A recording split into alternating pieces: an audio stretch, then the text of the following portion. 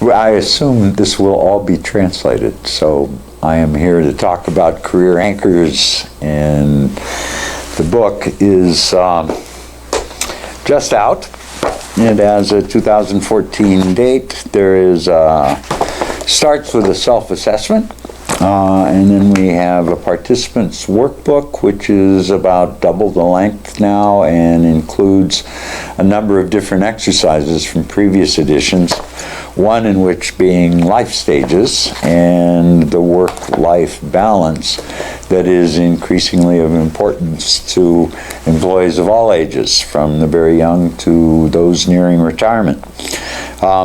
There is also a facilitator's guide that helps those who will be running sessions on career anchors, and there are a variety of different ways to do it, running from an hour and a half session to a multiple day diagnosis and career counseling episode.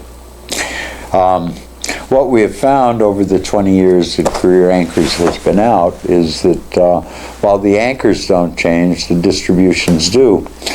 And the problems that people have to address in society, in their work organizations, are increasingly intense. We live in what is called a VUCA world. It's an American acronym for a world that is volatile, uncertain, chaotic, complex, and ambiguous, and that's VUCA. How do you manage careers in a world such as that, where the world that you know may change very dramatically tomorrow? Mergers, acquisitions, increasing use of information technology, shifting sizes, organizations that expand and then shrink and then expand and then shrink, and it's unpredictable. Increasing boundarylessness across both societies and organizations. Increasing international globalization made careers increasingly volatile, hard to predict. We hope that into this morass of change and uncertainty, the new Career Anchor book gives people, to coin a phrase, an anchor in the world of constant change, and a way to think about how their career is developing and will develop in the past, in the present, and in the future. I've been using it for 25 years. I've been working with Ed Schein, my co-author on this book, for 40 years. We started out doing research together on socialization. That became increasingly interested in careers, and then morphed into the study of organizational cultures that form the institutional framework in which careers are realized. And we find that there are real organizational differences across what careers are valued, how they're played out, the rules that govern them, and the kinds of careers that people can expect to have. So it's been an interesting collaboration over a long period of time, and the Career Anchor book is subtitled The Changing Nature of Work and Careers. So we try to look both at the occupational side, the work itself, the bundle of tasks that people are expected to do, as well as the career side and the organizational side. So there's both an occupational culture at work and there's an organizational culture at work. They interact.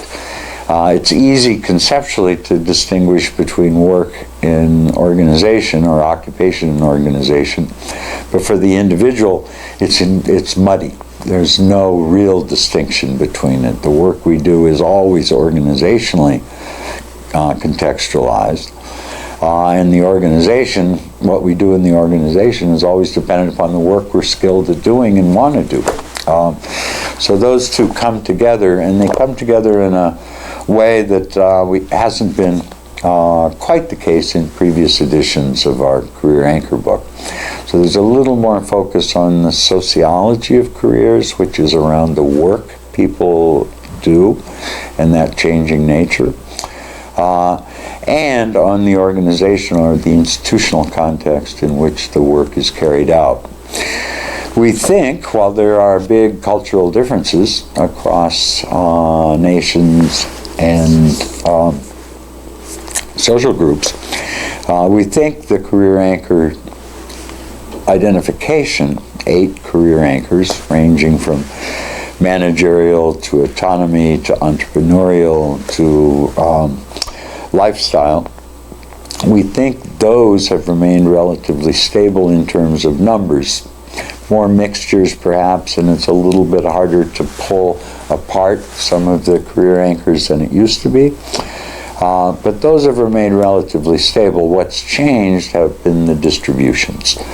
And they've changed within the United States culture, within the Japanese culture. And this is an opportunity, I think, for people to explore and develop a language to talk about careers as they're currently played out and realized. And I don't know what else to say, except to sing a song.